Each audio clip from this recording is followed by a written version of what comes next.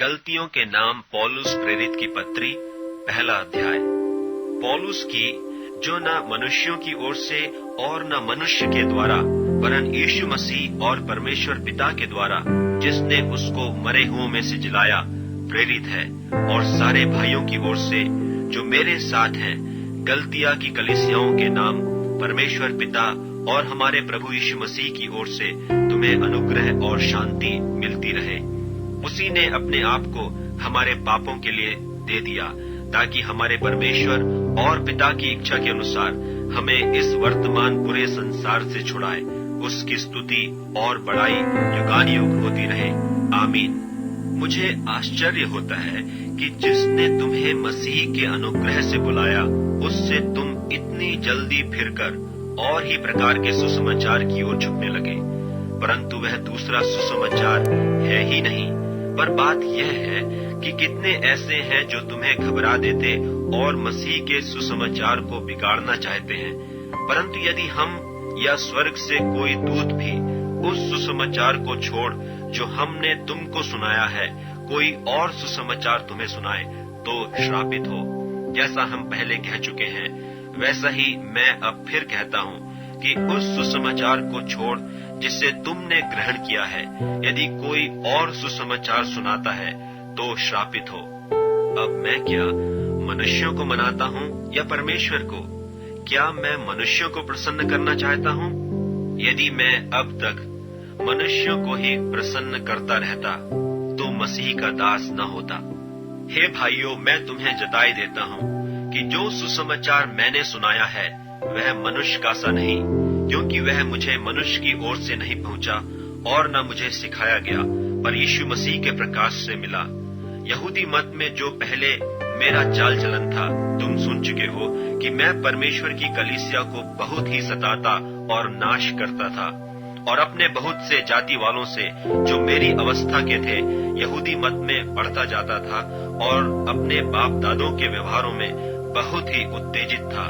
परंतु परमेश्वर की, जिसने मेरी माता के गर्भ ही से मुझे ठहराया और अपने अनुग्रह से बुला लिया, जब इच्छा हुई कि मुझ में अपने पुत्र को प्रकट करे कि मैं अन्य जातियों में उसका सुसमाचार सुनाऊं, तो न मैंने मांस और लोहू से सलाह ली और न यरूशलेम को उनके पास गया जो मुझसे पहले प्रेरित थे, पर तुरंत अरब को चला गया और फिर वहां से दमिश्क को लौट आया। फिर 3 बरस के बाद मैं कैफा से भेंट करने के लिए यरूशलेम को गया और उसके पास 15 दिन तक रहा, परंतु प्रभु के भाई याकूब को छोड़ और प्रेरितों में से किसी से न मिला। जो बातें मैं तुम्हें लिखता हूँ, देखो, परमेश्वर को उपस्थित जानकर कहता हूँ कि वे झूठी नहीं। इसके बाद मैं सूरिया और किलिकिया के देशों में आया, परंतु यहूदिया की कलीसियाओं ने जो मसीह में थी, मेरा मुंह तो कभी नहीं देखा था, परंतु यही सुना करती थी कि जो हमें पहले सताता था, वह अब उसी धर्म का सुसमाचार सुनाता है जिसे पहले नाश करता था, और मेरे विषय में परमेश्वर की महिमा करती थी। गलतियों के नाम पौलुस प्रेरित की पत्री, दूसरा अध्याय। 14 वर्ष के बाद मैं बरनबास के साथ फिर यरूशलेम को गया और तीतुस को भी साथ ले गया, और मेरा जाना ईश्वरी प्रकाश के अनुसार हुआ। और जो सुसमाचार मैं अन्य जातियों में प्रचार करता हूँ, उसको मैंने उन्हें बता दिया, पर एकांत में उन्हीं को जो बड़े समझे जाते थे, ताकि ऐसा न हो कि मेरी इस समय की या अगली दौड़ व्यर्थ ठहरे। परंतु तीतुस भी, जो मेरे साथ था और जो यूनानी है, खतना कराने के लिए विवश नहीं किया गया। और यह उन झूठे भाइयों के कारण हुआ जो चोरी से घुसाए थे, कि उस स्वतंत्रता का जो मसीह यीशु में हमें मिली है, भेद लेकर हमें दास बनाए। उनके अधीन होना हमने एक घड़ी भर न माना, इसलिए कि सुसमाचार की सच्चाई तुम में बनी रहे। फिर जो लोग कुछ समझे जाते थे, वे चाहे कैसे ही थे, मुझे इससे कुछ काम नहीं। परमेश्वर किसी का पक्षपात नहीं करता। उनसे जो कुछ भी समझे जाते थे, मुझे कुछ भी नहीं प्राप्त हुआ, परंतु इसके विपरीत जब उन्होंने देखा कि जैसा खतना किए हुए लोगों के लिए सुसमाचार का काम पतरस को सौंपा गया, वैसा ही खतना रहितों के लिए मुझे सुसमाचार सुनाना सौंपा गया। क्योंकि जिसने पतरस से खतना किए मुंह में प्रेरिताई का कार्य बड़े प्रभाव सहित करवाया, उसी ने मुझसे भी अन्य जातियों में प्रभावशाली कार्य करवाया। और जब उन्होंने उस अनुग्रह को जो मुझे मिला था जान लिया, तो याकूब और कैफा और यूहन्ना ने, जो कलीसिया के खंभे समझे जाते थे, मुझको और बरनबास को दाहिना हाथ देकर संग कर लिया कि हम अन्य जातियों के पास जाएं और वे खतना किए हुओं के पास। केवल यह कहा कि हम कंगालों की सुधि लें, और इसी काम के करने का मैं आप भी यत्न कर रहा था। पर जब कैफा अंताकिया में आया, तो मैंने उसके मुंह पर उसका सामना किया, क्योंकि वह दोषी ठहरा था, इसलिए कि याकूब की ओर से कितने लोगों के आने से पहले वह अन्य जातियों के साथ खाया करता था। परंतु जब वे आए, तो खतना किए हुए लोगों के डर के मारे उनसे हट गया और किनारा करने लगा। और उसके साथ शेष यहूदियों ने भी कपट किया, यहाँ तक कि बरनबास भी उनके कपट में पड़ गया।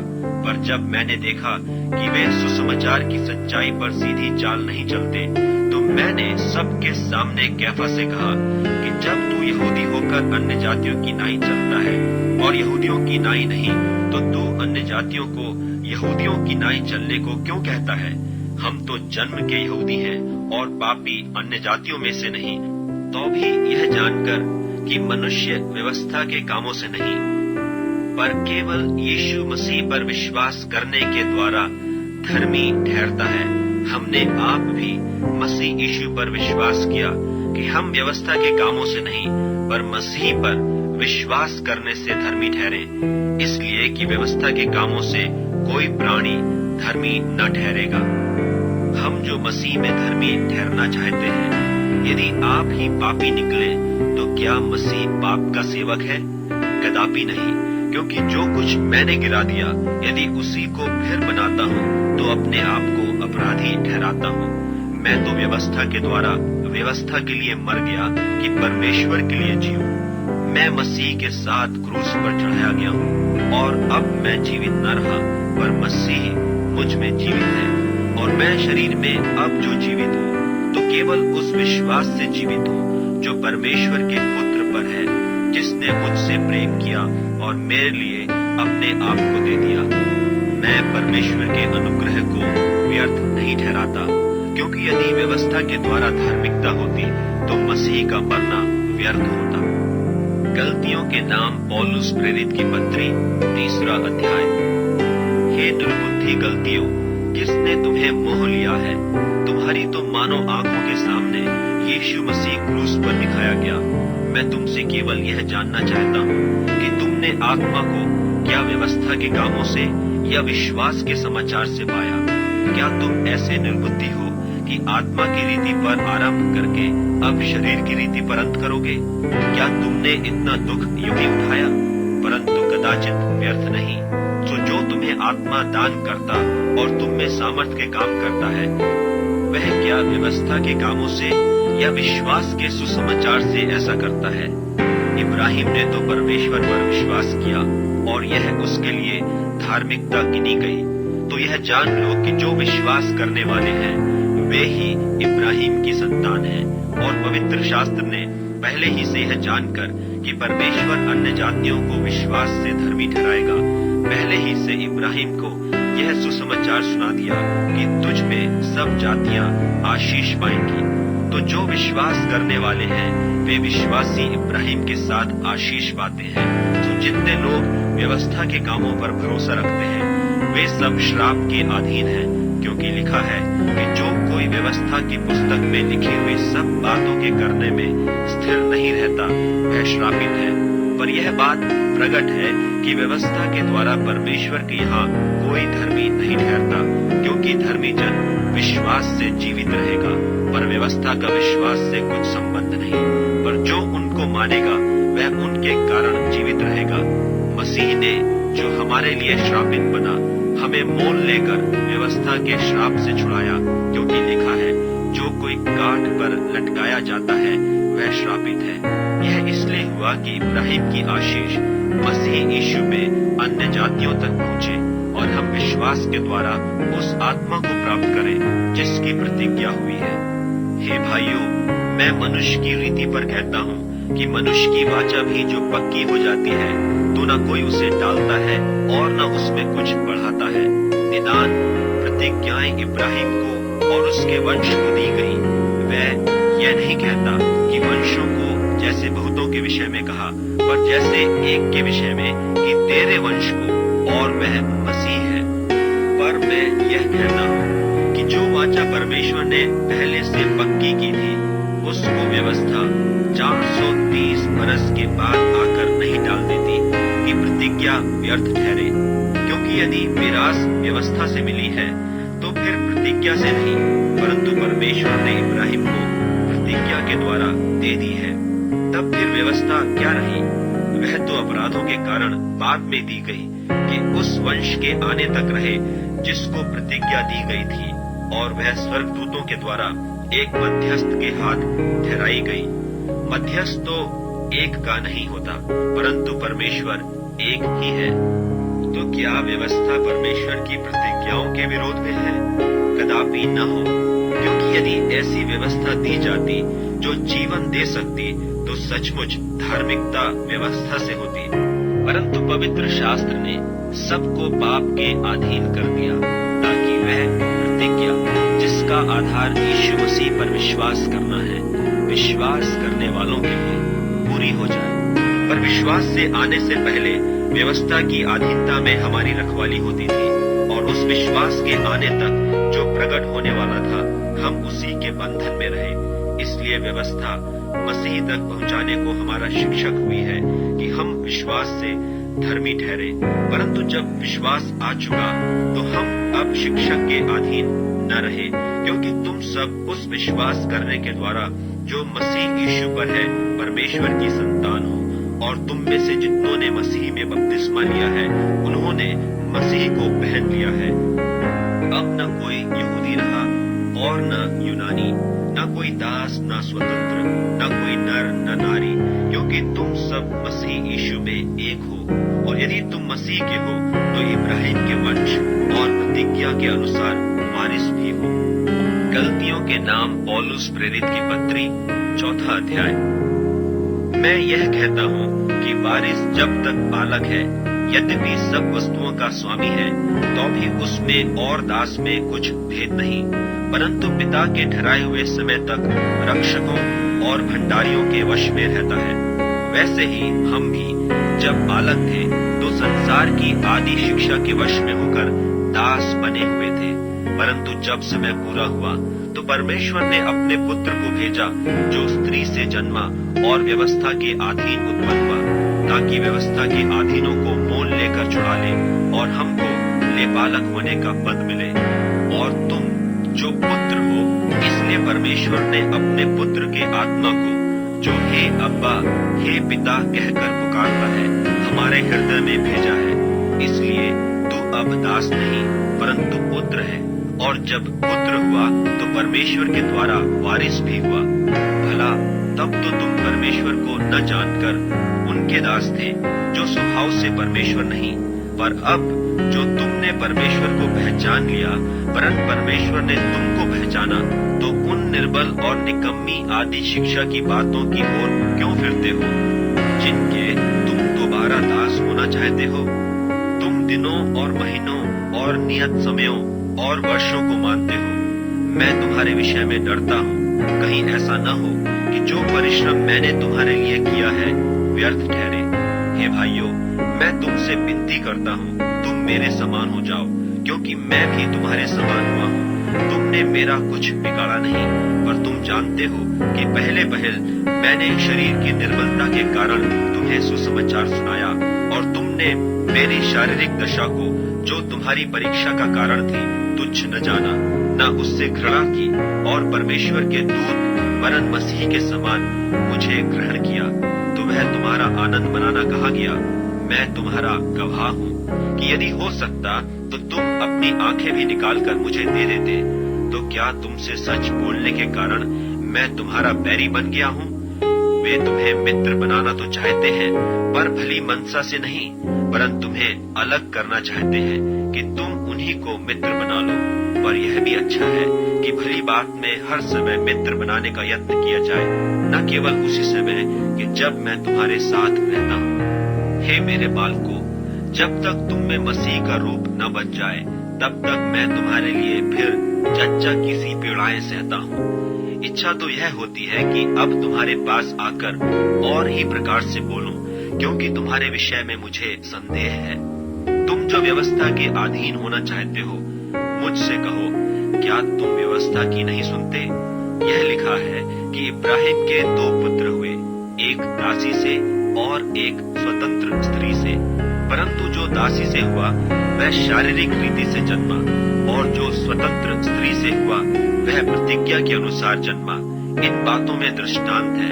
यह स्त्रियां मानो 2 वाचाएं हैं, एक तो सीना पहाड़ की जिससे दास ही उत्पन्न होते हैं, और वह हाजिरा है। और हाजिरा मानो अरब का सीना पहाड़ है, और आधुनिक यरूशलेम उसके तुल्य है, क्योंकि वह अपने बालकों समेत दासत्व में है। पर ऊपर की यरूशलेम स्वतंत्र है, और वह हमारी माता है, क्योंकि लिखा है कि हे बाज, तू जो नहीं जनती आनंद कर, तू जिसको पीड़ाएं नहीं उठती, गला खोलकर जय जयकार कर, क्योंकि त्यागी हुई की संतान सुहागिन की संतान से भी अधिक है। हे भाइयों, हम इसहाक की नाई प्रतिज्ञा की संतान हैं, और जैसा उस समय शरीर के अनुसार जन्मा हुआ आत्मा के अनुसार जन्मे हुए को सताता था, वैसा ही अब भी होता है। परंतु पवित्र शास्त्र क्या कहता है? दासी और उसके पुत्र को निकाल दे, क्योंकि दासी का पुत्र स्वतंत्र स्त्री के पुत्र के साथ उत्तराधिकारी नहीं होगा। इसलिए हे भाइयों, हम दासी के नहीं परंतु स्वतंत्र स्त्री की संतान हैं। गलतियों के नाम पौलुस प्रेरित की पत्री 5वां अध्याय। मसीह ने स्वतंत्रता के लिए हमें स्वतंत्र किया है, सो इसी में स्थिर रहो और दासत्व के जुए में फिर से न जुटो। देखो, मैं पौलुस तुमसे कहता हूँ कि यदि खतना कराओगे तो मसीह से तुम्हें कुछ लाभ न होगा। फिर भी मैं हर एक खतना कराने वाले को जताए देता हूँ कि उसे सारी व्यवस्था माननी पड़ेगी। तुम जो व्यवस्था के द्वारा धर्मी ठहरना चाहते हो, मसीह से अलग और अनुग्रह से गिर गए हो, क्योंकि आत्मा के कारण हम विश्वास से आशा की हुई धार्मिकता की बाट जोहते हैं, और मसीह यीशु में न खतना रहित कुछ काम का है, परंतु केवल जो प्रेम के द्वारा प्रभाव करता है। तुम तो भली भांति दौड़ रहे थे, अब किसने तुम्हें रोक दिया कि सत्य को न मानो? ऐसी सीख तुम्हारे बुलाने वाले की ओर से नहीं। थोड़ा सा खमीर सारे गूंधे हुए आटे को खमीर कर डालता है। मैं प्रभु पर तुम्हारे विषय में भरोसा रखता हूँ कि तुम्हारा कोई दूसरा विचार न होगा, परंतु जो तुम्हें घबरा देता है वह कोई क्यों न हो दंड पाएगा। परंतु हे भाइयों, यदि मैं अब तक खतना का प्रचार करता हूँ तो क्यों अब तक सताया जाता हूँ? फिर तो क्रूस की ठोकर जाती रही। भला होता कि जो तुम्हें डावाडोल करते हैं वे काट डाले जाते। हे भाइयों, तुम स्वतंत्र होने के लिए बुलाए गए हो, परंतु ऐसा न हो कि यह स्वतंत्रता शारीरिक कामों के लिए अवसर बने, वरन प्रेम से एक दूसरे के दास बनो, क्योंकि सारी व्यवस्था इस एक ही बात में पूरी हो जाती है कि तू अपने पड़ोसी से अपने समान प्रेम रख। पर यदि तुम एक दूसरे को दांत से काटते और फाड़ खाते हो, तो चौकस रहो कि एक दूसरे का सत्यानाश न कर दो। और मैं कहता हूँ, आत्मा के अनुसार चलो तो तुम शरीर की लालसा किसी रीति से पूरी न करोगे, क्योंकि शरीर आत्मा के विरोध में और आत्मा शरीर के विरोध में लालसा करती है, और ये एक दूसरे के विरोधी है, इसलिए कि जो तुम करना चाहते हो वह न करने पाओ।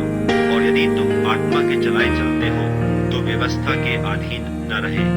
शरीर के काम तो प्रकट है, अर्थात व्यभिचार, गंदे काम, लुचपन, मूर्ति पूजा, रोना, बैर, झगड़ा, ईर्ष्या, क्रोध, विरोध, कूट, विधर्म, डाह, मतवालपन, लीला क्रीड़ा और इनके ऐसे और काम हैं।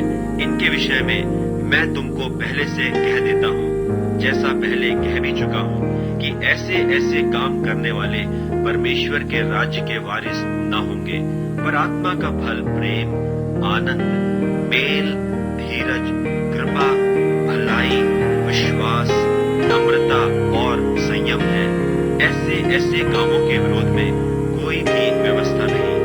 और जो मसीह यीशु के हैं, उन्होंने शरीर को उसकी लालसाओं और अभिलाषों समेत क्रूस पर चढ़ा दिया है। यदि हम आत्मा के द्वारा जीवित हैं, तो आत्मा के अनुसार चले भी। हम घमंडी होकर न एक दूसरे को छेड़ें और न एक दूसरे से डाह करें। गलतियों के नाम पौलुस प्रेरित की पत्री 6वां अध्याय।